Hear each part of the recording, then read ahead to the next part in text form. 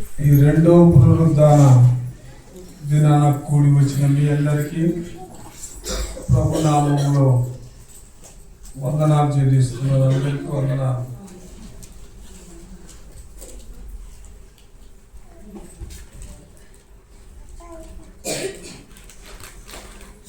మరొకసారి అందరూ కూడా హల్లెలూయా చెప్పండి. దేవుని మాటలు వినటానికి ముందుగా కొద్దిగా మరి గత క్రిస్మస్ పండుగకు ఆరంభంలోనే కొద్దిగా ఆరోగ్యము బలహీనం వచ్చింది. ప్రభు అలా నడిపిస్తూ వచ్చాడు. మరి ఆదివారము కూడికి అయిపోయిన తర్వాత ఇంటికి వెళ్ళాము. సోమవారం మంగళవారం చాలా మరి సీరియస్ అయిపోయింది. బాడీలో ఏమి స్ట్రెంత్ లేకుండా అయిపోయింది. వెంబడి హాస్పిటల్ తీసుకెళ్ళారు. అక్కడ వాళ్ళ బలానికి సంబంధమైనటువంటి ఇంజెక్షన్స్ ఇచ్చారు. ఆ తర్వాత రక్త పరీక్షల వెనుకలు చేశారు. ట్రీట్మెంట్ జరుగుతూ ఉంది. ఏది ఏమైనప్పటికీ కూడా మీ ప్రార్థన ఎంతో మాకు అవసరం కాబట్టి అనుదినము నా కొరకు మీరు ప్రార్థన చేస్తున్నారని నేను నమ్ముతున్నాను. దేవుని ఉన్నతమైనటువంటి కృప మనకు ఎల్లప్పుడూ కూడా తోడై ఉంటుందని నేను విశ్వసిస్తూ ఉన్నాను. కాబట్టి నా కొరకు మీరు, మీ కొరకు నేను ఎక్కడ కలుసుకోవాలంటే ప్రార్థనలో కలుసుకోవాలి. దేవునికి స్తోత్రం కలుగును గాక. కొద్దిగా వాక్యాన్ని బలహీనతలో ఉన్నప్పుడు కొద్దిగా వాక్యాన్ని అవగాహన చేసుకుంటూ ధ్యానిస్తూ ఉన్నప్పుడు దేవుడు ఒక చక్కటి వాక్యాన్ని జ్ఞాపకం చేశాడు. ఆ వాక్యాన్ని కూడా చదువుకొని కొన్ని నిమిషాలు ధ్యానం చేద్దాం. మత్తయి సువార్త 17వ అధ్యాయము 21వ వచనాన్ని చదువుకున్నాం. మత్తయి సువార్త 17వ అధ్యాయము 21వ వచనాన్ని చదువుదాం. అందుకు ఆయన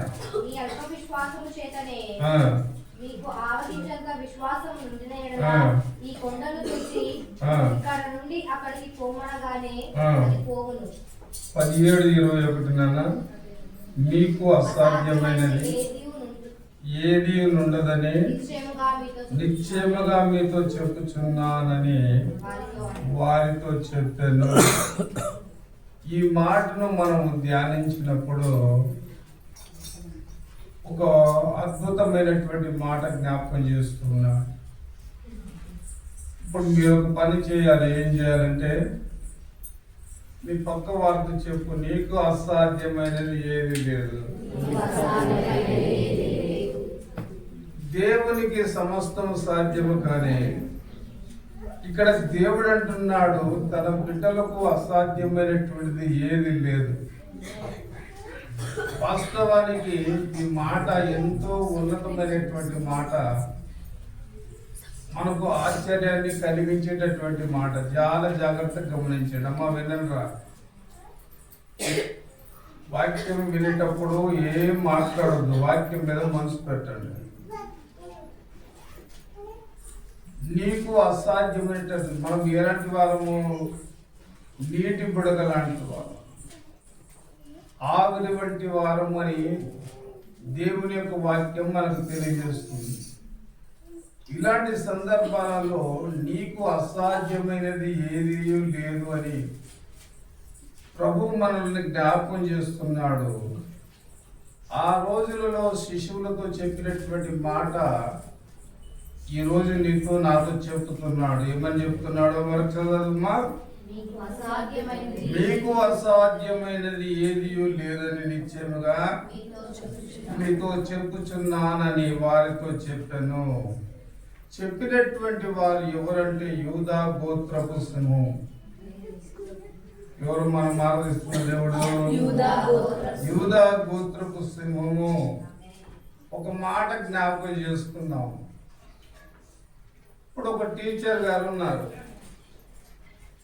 తన ఆలోచన, తన మనసులో ఏం ఆలోచన చేస్తాడు?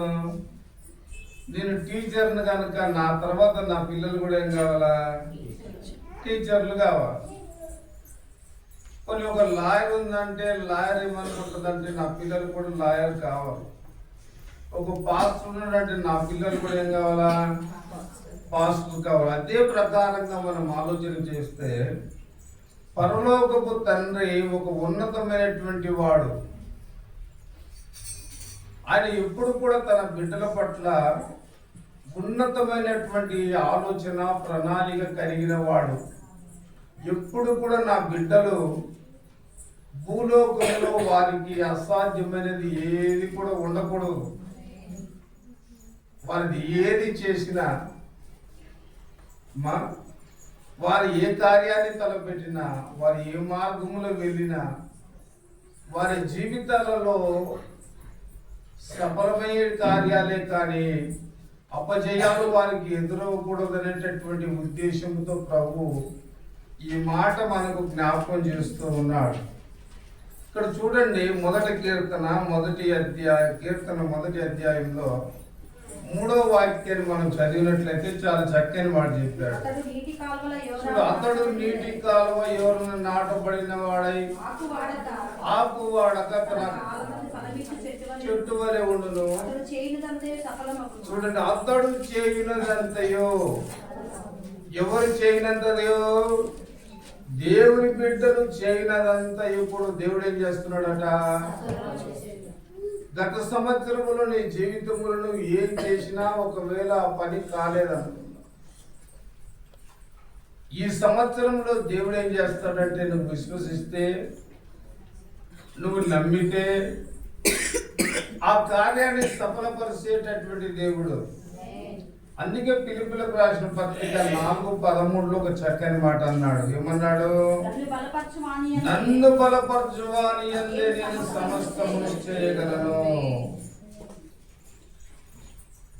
ఆయన నీటిని ద్రాక్షారసంగా మార్చిన దేవుడు, సముద్రం మీద నడిచినటువంటి వాడు, చనిపోయిన లాజరును పేరు పెట్టి పిలిస్తే లాజరు సమాధి నుండి సజీవంగా బయటికి వచ్చాడు.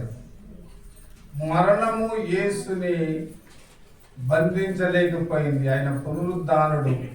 అట్టి దేవుడు అంటాడు, మీకు లోకములో అసాధ్యమైనటువంటిది ఏది లేదు. మీరంతా నా బిడ్డలు. ఈ రోజు ఏ ధైర్యం కలిగి ఉండాలి మనము?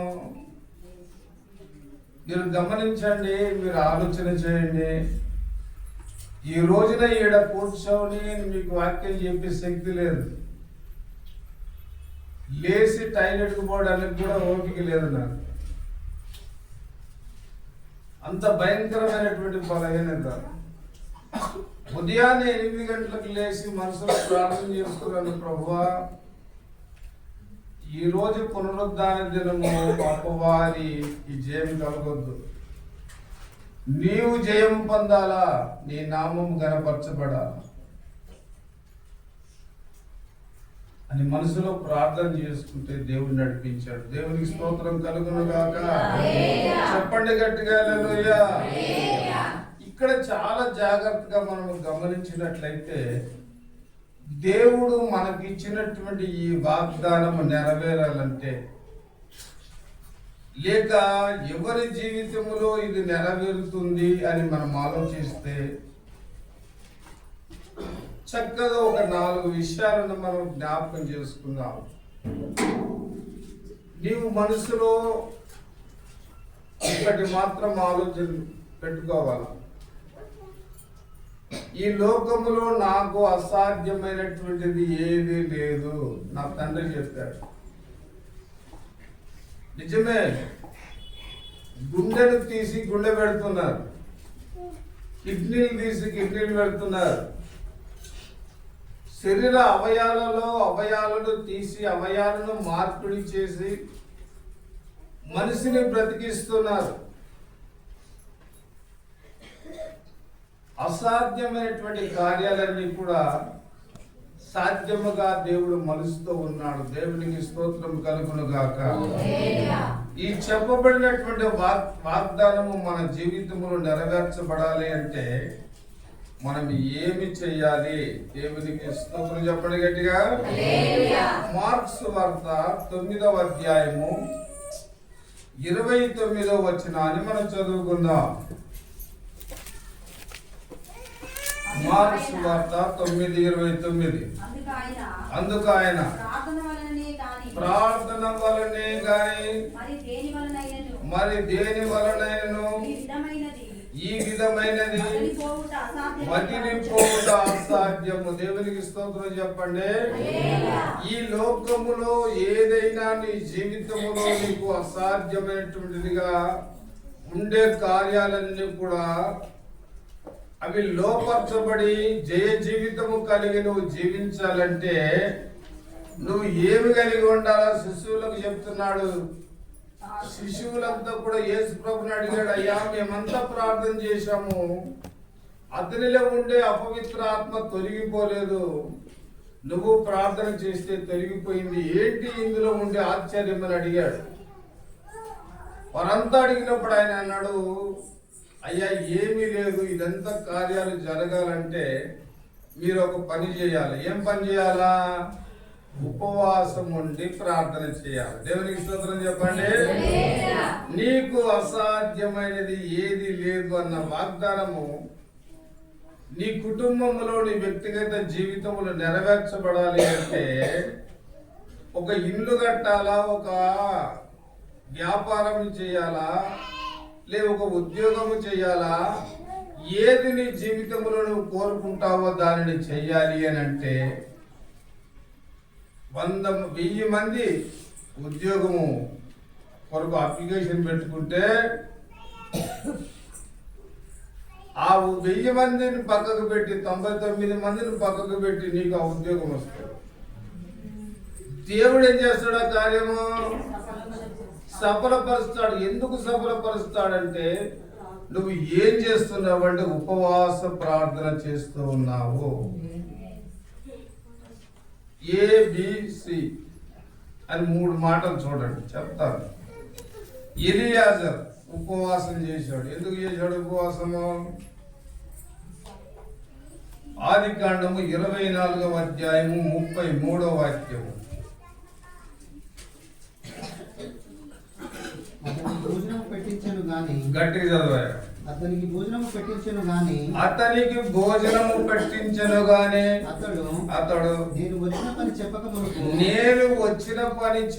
మునుపు భోజనము చేయననగా లాభాను చెప్పుమనెను. దేవునికి స్తోత్రం చెప్పండి. ఎలియాజరు ఉపవాసం ఉన్నాడు.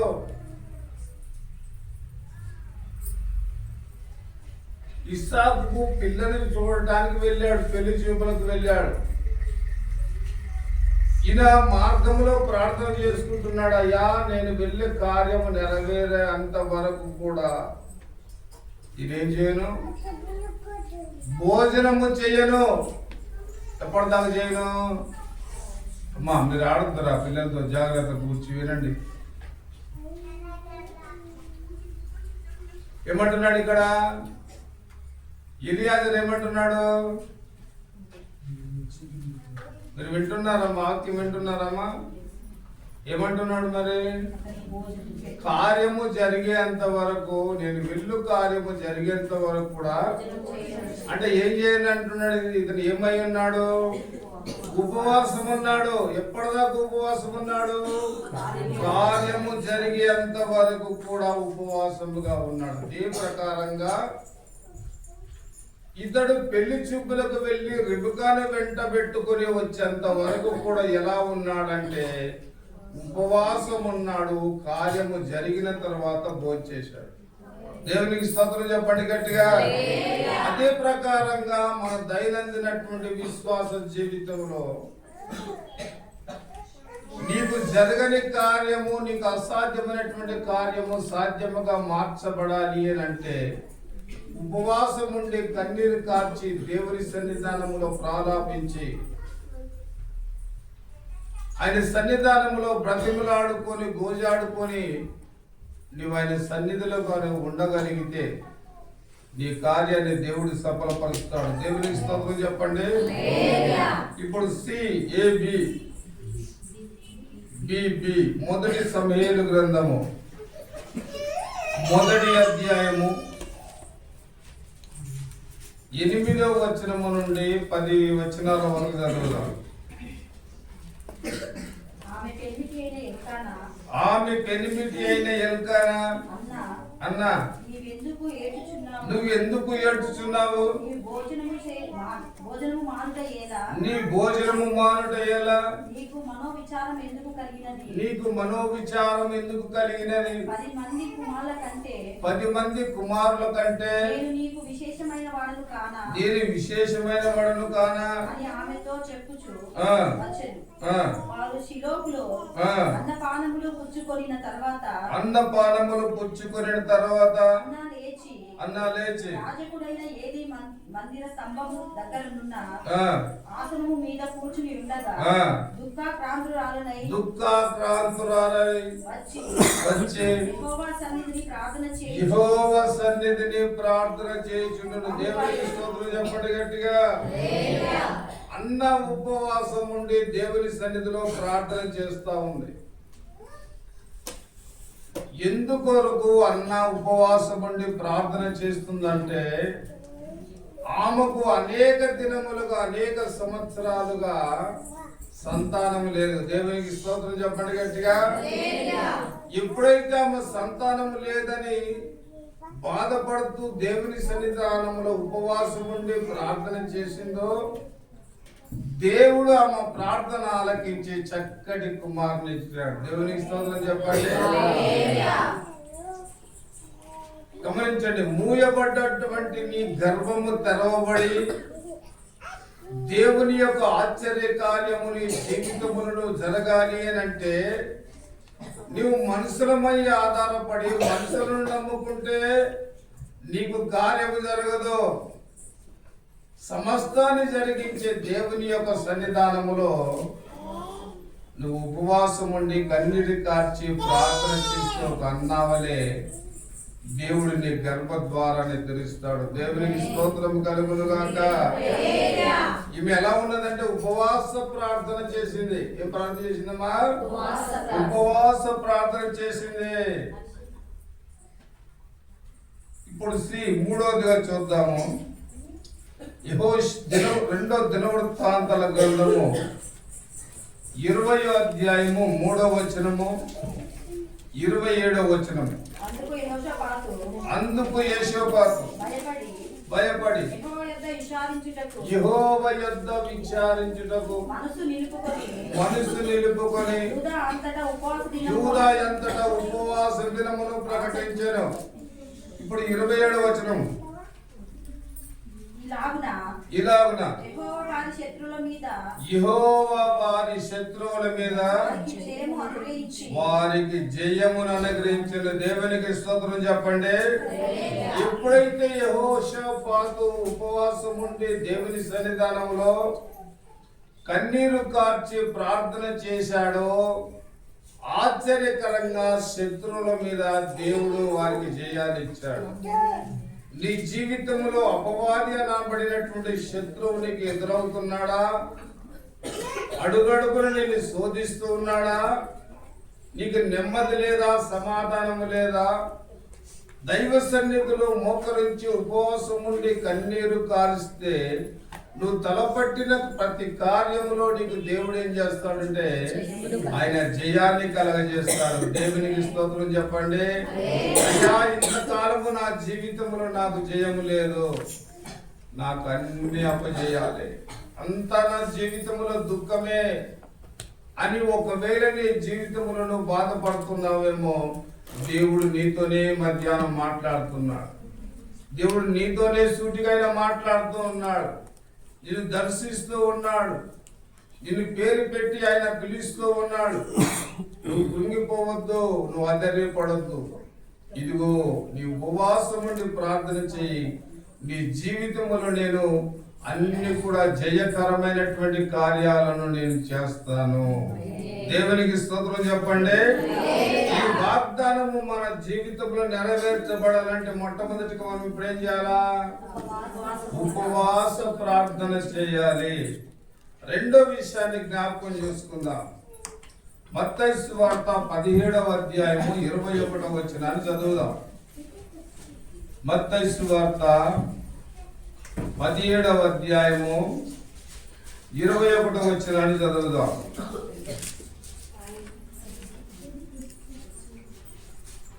అందుకు ఆయన, ఆ.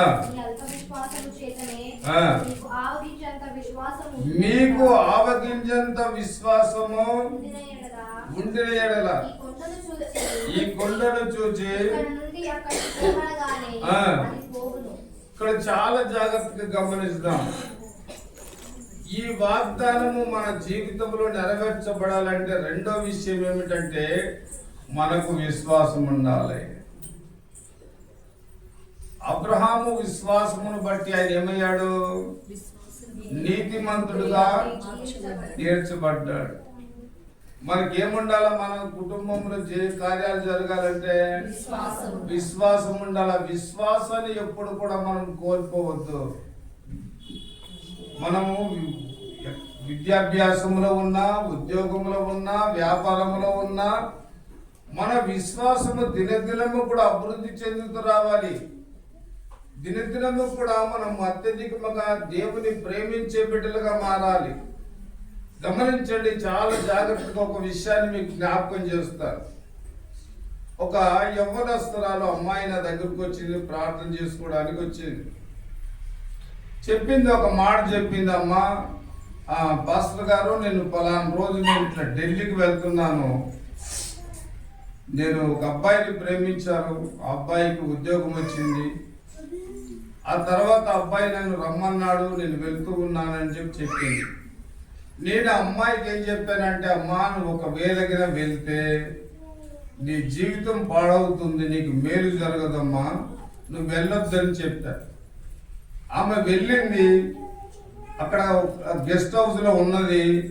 ఆ తర్వాత ఏమైపోయిందంటే అతడు డ్యూటీకి వెళ్ళిన తర్వాత చూస్తే ఒక ఆల్బమ్ దొరికింది. ఆ ఆల్బంలో అతనికి ముందే పెళ్ళి అయిపోయింది. అది చూసి కృంగిపోయి బాధపడి ఆ తర్వాత 15 రోజుల తర్వాత నా దగ్గరికి వచ్చింది. అయ్యా, నువ్వు చెప్పినట్టుగానే నా పరిస్థితి దారుణం అయిపోయింది. నువ్వు వెళ్ళొద్దన్నావు, నేను వెళ్ళాను.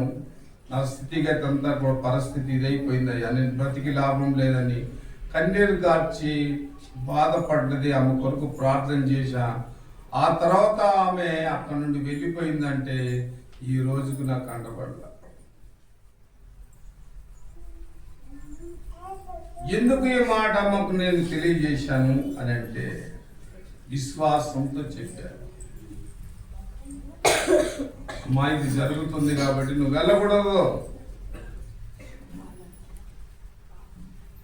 కాబట్టి మన జీవితంలో జయకరమైనటువంటి జీవితం మనకు జరగాలంటే మనం ఏం కలిగి ఉండాలంటే విశ్వాసం కలిగి ఉండాలి. ఎల్లప్పుడు మనకేముండాలా? సంపూర్ణమైనటువంటి విశ్వాసం. బాగా గమనించండి, సలసల బాగా కాగుతున్నటువంటి నూనెలో ఆవగించేస్తే ఏమైతే చిట్టపట్ట అంటదే కానీ ఏం కాదు దానికి. మళ్ళా దాన్ని ముందుకు తీసి బయటకు తీసి ఎట్లుందో అది ఎంత ఉడకబెట్టినా అదే ప్రకారంగా ఎన్ని శ్రమలు, ఎన్ని బాధలు, ఎన్ని కష్టాలు మన జీవితంలో మన కుటుంబానికి వస్తున్నా సాతాను పెట్టి ప్రతి శోధనకు మనం కృంగిపోవద్దు, భయపడవద్దు, లోపడవద్దు. అయ్యో ఏదో జరుగుతుంది నా జీవితంలోని రకరకాల ఆలోచన చేయక దేవుని యందు మనం విశ్వాసము కలిగిన బిడ్డలుగా మనం ఉన్నప్పుడు దేవుడు సమస్తాన్ని కూడా మన జీవితంలో సాధ్యము చేస్తాడు. దేవునికి స్తోత్రం చెప్పండి. చెప్పండి గట్టిగా హల్లెలూయా. తోమ, మనకు శిశువులలో తోమ చాలా మంచివాడు. తోమలో ఏ గుణం ఉంది అమ్మా? మామ చూస్తేనే చూస్తేనే ఆయన ఏలు పెట్టి చూస్తేనే ఆయనకి ఏం లేదు. మీరు గమనించండి, చూసిన వారి కంటే కూడా చూడని వారు ధన్యులు. ఇప్పుడు యేసు ప్రభు యొక్క గాయాలలో ఏలు పెట్టి మనం చూడలా, అయినా ఆయన మన కొరకు గాయపరచబడ్డాడని విశ్వసిస్తున్నాము కాబట్టి మనం ధన్యులు. కానీ తోమ వలె మనం ఉండొద్దు. ఒక మాట చదువు, మార్క్స్ వార్త 9:23 అంటాడు,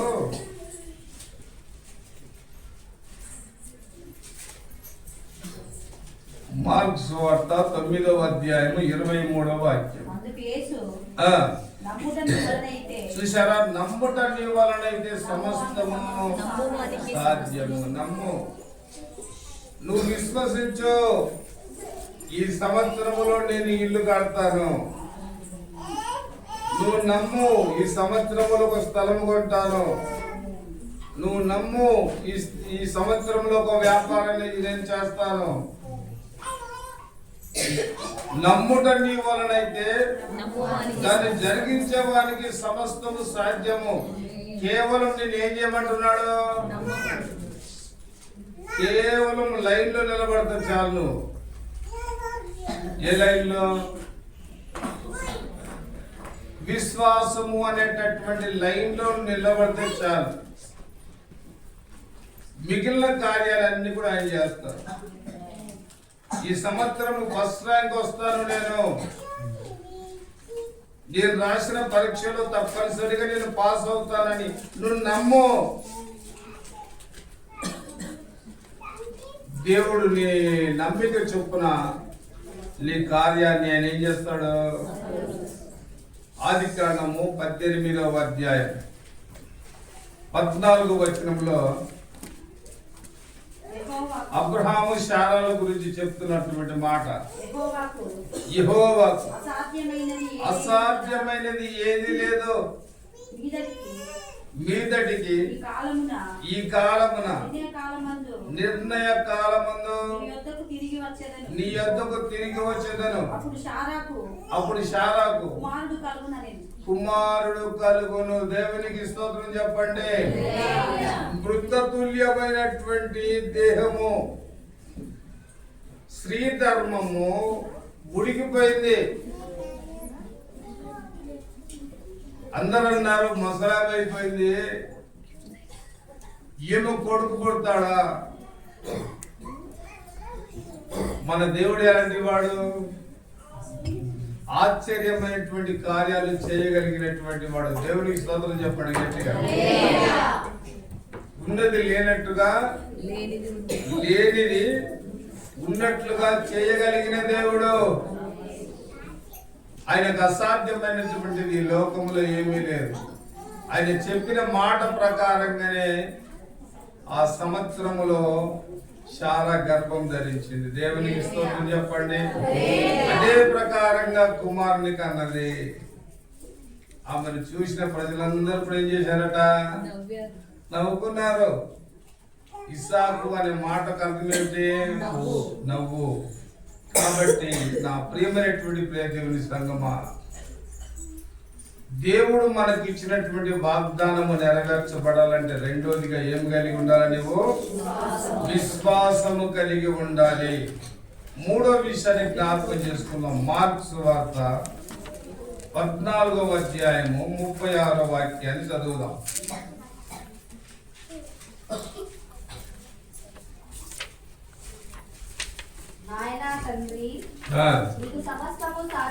నీకు సమస్తము సాధ్యం.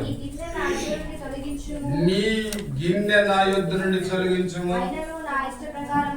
అయినను నా ఇష్ట ప్రకారము కాదు, నీ చిత్త ప్రకారమే కానీ. దేవునికి స్తోత్రము కలుగును గాక. మూడోదిగా మన జీవితంలో దేవుని యొక్క వాగ్దానము నెరవేర్చబడాలంటే దేవుని చిత్తానికి మనల్ని అప్పగించుకోవాలి. నన్ను బ్రతికించిన నీ చిత్తమే, తీసుకున్న నీ చిత్తమే. నన్ను ఈ లోకములో ఘనపరచిన నీ చిత్తమే, ఘనహీనంగా ఉంచిన నీ చిత్తమే.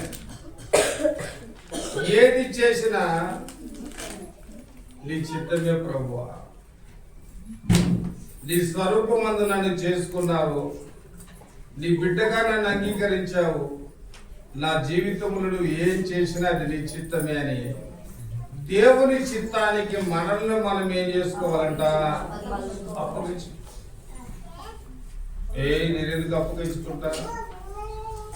నాకేమొచ్చింది అని నీ జీవితంలో నువ్వు అనుకుంటే దేవుని యొక్క కార్యాలను నువ్వు చూడలేవు.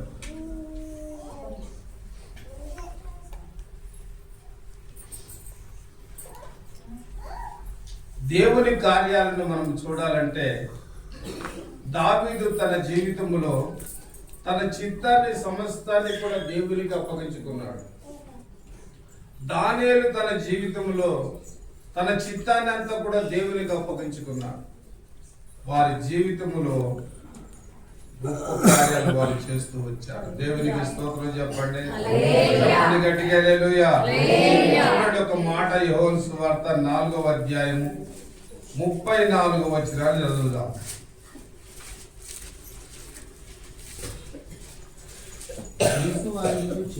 యేసు వారిని చూచి నన్ను పంపిన వాని చిత్తము నెరవేర్చుటయు ఆయన పని తుదముట్టించుటయు నాకు ఆహారమైనది. ప్రభువైన యేసు క్రీస్తు వారు చెప్తున్నటువంటి మాటను మనం గమనించినట్లయితే చాలా అద్భుతకరమైనటువంటి మాట. తండ్రి ఏ పనినైతే నాకు అప్పగించాడో ఆయన చిత్తాన్ని నేను నెరవేర్చుటే నాకు ఆహారమై ఉన్నది అన్నాడు. అంతవరకు దాకా ఆయన ఏం చేయలేదు,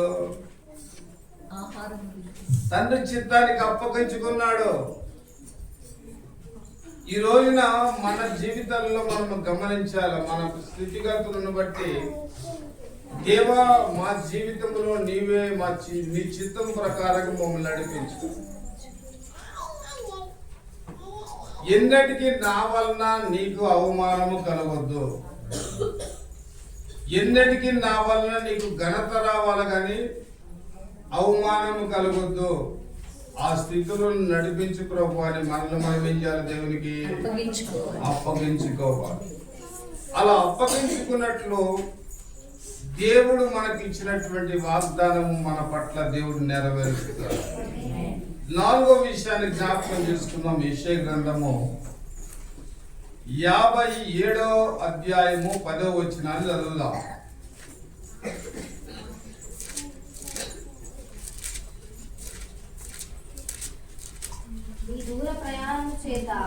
నీ దూర ప్రయాణము చేత ప్రయాసపడినను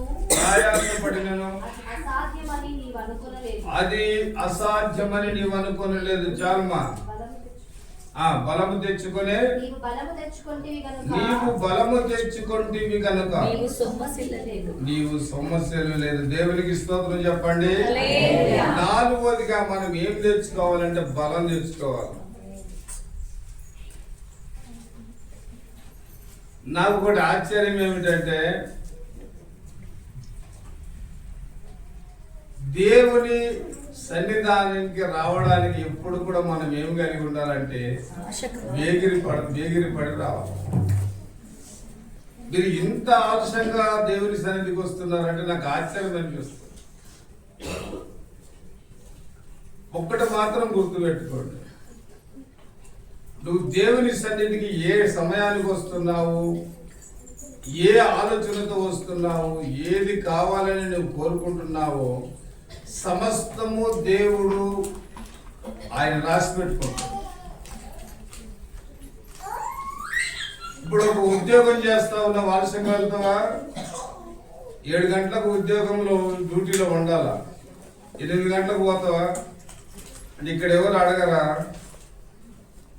ఇవన్నీ కూడా లెక్కలో తీసుకుంటాడు ఆయన. గుర్తుపెట్టుకో, మన ప్రవర్తన, మన విశ్వాసము, మన భక్తి సమస్తము కూడా ఆయన లెక్కలోకి తీసుకుంటాడు. అప్పుడు అంటాడు, నిన్ను నిలబెట్టి ఏమ్మా 10 గంటలకు 6 ఎన్ని గంటలకు వెళ్ళావు అని అడిగితే నీ వద్ద ఏమీ సమాధానం ఉండదు, జాగ్రత్త. కాబట్టి వేగిరపడి ముందుగా వచ్చి దేవుని సన్నిధానంలో ప్రార్థన చేయండి. ఆ అలవాటు మీకు చాలా మంచిది. తొందరగా వచ్చి దేవుని సన్నిధానంలో మోకరించి ప్రార్థన చేయండి. మీ కుటుంబాలు దీవెనకరంగా మార్చబడతాయి. సంఘములో అద్భుతమైనటువంటి ఆశ్చర్యకార్యాలు దేవుడు జరిగిస్తాడు. దీని వెనకాల ఎందుకు ఆశ్చర్యమైనటువంటి కార్యాలు జరుగుతాయంటే ప్రార్థన వల్లనే. నీకు దూర ప్రయాణం ఒకటి ఉంది. ఐగుప్తు నుండి కానానుకు ప్రయాణం చేయించున్నటువంటి ప్రజలు 20 లక్షల మంది కాలుబలం ఉన్నారు. ఈ 20 లక్షల మందిలో ఒక్కరు కూడా కానానికి చేరాలి. సనుగుళ్ళు గొనుగుళ్ళు అందరూ కూడా ఆకులు రాలినట్లుగా అరణ్యంలో రాలిపోయారు. 2 మాత్రం వెళ్ళారు. ఎవరు వెళ్ళారు? యెహోషువ, కాలేబు. దేవునికి స్తోత్రం చెప్పండి గట్టిగా. కాబట్టి ఒకటి గమనించండి, ఎద్దుకు బలం ఎక్కడ ఉంటది? ఎద్దుకు బలం ఎక్కడ ఉంటుందమ్మా చెప్పండి. కొమ్ములలో ఉంటుంది. చెప్పండి గట్టిగా. ఎక్కడుంటుంది ఎద్దుకు? తేలికి ఎక్కడ ఉంటుంది బలము? తోకలో. పాముకి ఎక్కడ ఉంటుంది బలము? కూరలలో. అదే ప్రకారంగా దేవుని నమ్మినటువంటి బిడ్డలకు బలం ఎక్కడ ఉండాలంటే దైవ సన్నిధిలో బలం ఉండాలి. దేవునికి స్తోత్రం చెప్పండి. చెప్పండి గట్టిగా హల్లెలూయా. యోబు ఒక చక్కటి మాట చెప్పాడు. యోబు గ్రంథము 34వ అధ్యాయము 20వ వాక్యాన్ని చదువుదాం.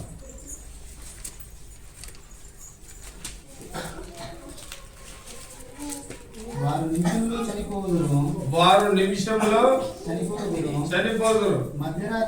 మధ్యరాత్రి ప్రజలు కల్లోలం నుండి బలవంతులు దైవికముగా కొనుక్కోబడతారు. దేవునికి స్తోత్రం చెప్పండి. బలవంతులు, బలము తెచ్చుకున్న వారు దైవికముగా ఏం చేస్తారట? కొనుక్కోబడతారు. కాబట్టి ఏ బలము మనకు ఉండాలి అంటే ఆత్మ సంబంధమైనటువంటి బలం ఉండాలి. శరీరంలో ఒకవేళ బలం లేకపోవచ్చు, మా కూర్చోబెట్టు, మా పాపను కూర్చోబెట్టు. శరీర సంబంధమైనటువంటి బలము మనకు లేకపోతే గమనించండి, ఈ బలమైనటువంటి ఆహారము ఒకవేళ మనకు లేకపోవచ్చు. కానీ ఆత్మ సంబంధంగా మనం ఏమై ఉండాలి అంటే మన అంతరంగ పురుషుడు దినదినం ఏం కావాలా? అభివృద్ధి చెందుతూ రావాలి. ఇది శరీరము గనుక దీనికి బలహీనతలు వస్తూనే ఉంటాయి. నువ్వు ఎంత భక్తి చేసినా శరీరానికి బలహీనతలు వస్తాయి. ఈ శరీరానికి బలహీనతలు వచ్చినాయి అని ఆత్మ సంబంధంగా మనము బలాన్ని కోల్పోతే మనకు ఒక ప్రయాణం ఉంది, దూర ప్రయాణము. అది పరమకాన. చెప్పండి గట్టిగా.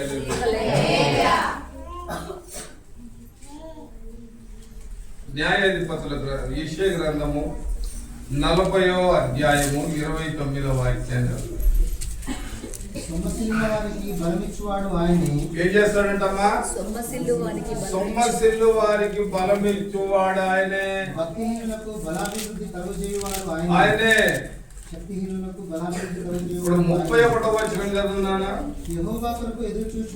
యెహోవా కొరకు ఎదురు చూచువారు నూతన బలము పొందుదురు.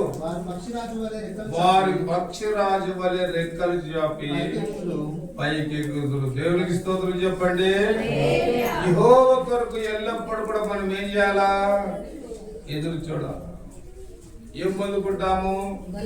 నూతన బలము. చెప్పండి అన్నమాట. ఏ బలము? నూతన బలము. యవ్వన కాలానికి, మధ్య వయసుకు, వృద్ధాప్యానికి తేడా ఉంటది. కానీ దేవుడు మనకి ఇచ్చే బలం ఎలాంటిదంటే నూతన బలము. దేవునికి స్తోత్రం చెప్పండి గట్టిగా, చెప్పండి గట్టిగా హల్లెలూయా.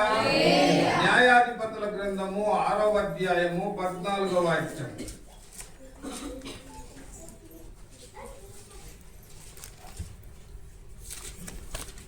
న్యాయాధిపతుల గ్రంథము 6వ అధ్యాయము 14వ వాక్యం. అంతటా అతని తట్టు తిరిగి బలము తెచ్చుకొని వెళ్ళి మిద్యాను చేతిలో నుండి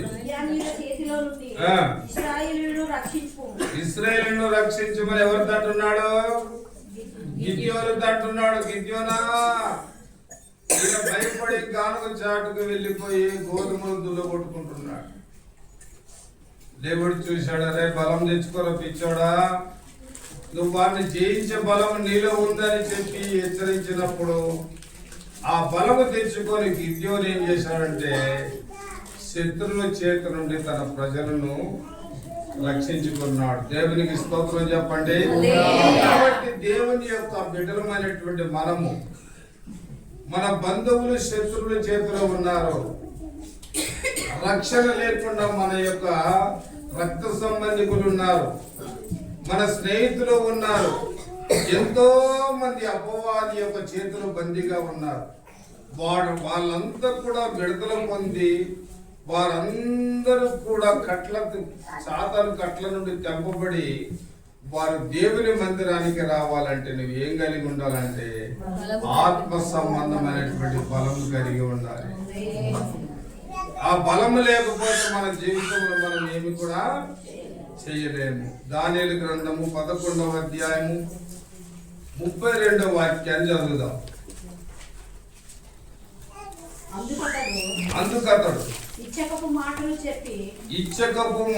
చెప్పి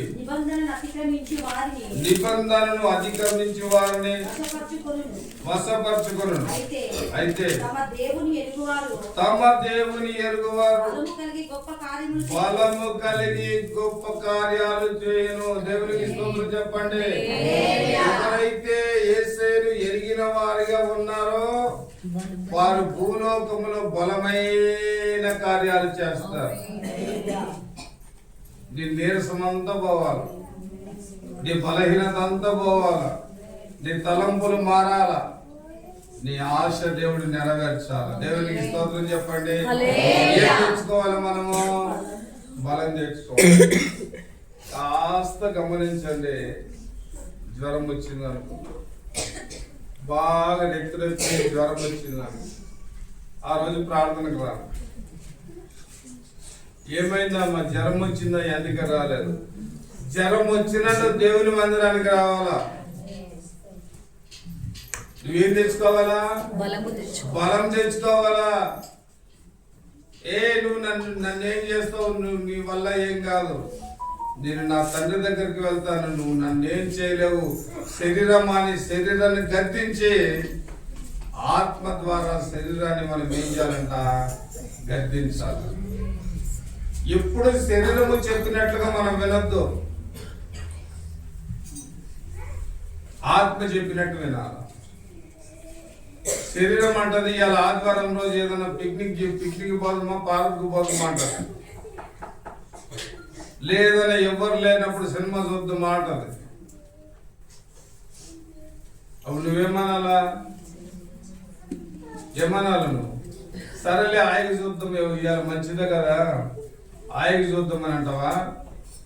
శరీరం ద్వారా శరీర కార్యాలను జయించవచ్చని అపోస్తలుడైనటువంటి పౌలు చెప్తూ ఉన్నాడు. నా ప్రియమైనటువంటి ప్రియ దేవుని బిడ్డలారా, ఈ శ్రేష్టమైనటువంటి మంచి సమయంలో దేవుడు మనకు ఇచ్చినటువంటి వాగ్దానము మన జీవితంలో నెరవేర్చబడాలంటే మొట్టమొదటిగా మనం ఉపవాస ప్రార్థన చేయాలి. రెండోదిగా మనం విశ్వాసం ఉంచాలి. మూడోదిగా దేవుని చిత్తానికి మనల్ని మనం అప్పగించుకోవాలి. నాలుగోదిగా మనము బలము తెచ్చుకోవాలి.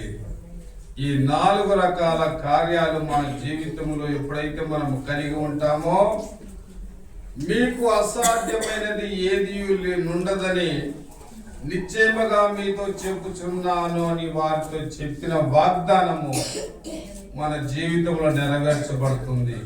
అట్టి కృపా దేవుడు మనకు అనుగ్రహించును గాక. తల్ల వంచి ప్రార్థన చేసుకుందాం. అందరూ కూడా తల్ల వంచండి, కళ్ళు మూయండి, ప్రార్థన చేసుకుందాం. ప్రశాంతి ప్రార్థన చేస్తుంది. అందరూ కూడా ఏకవేద్దాం ప్రార్థనలో. స్తోత్రం స్తోత్రం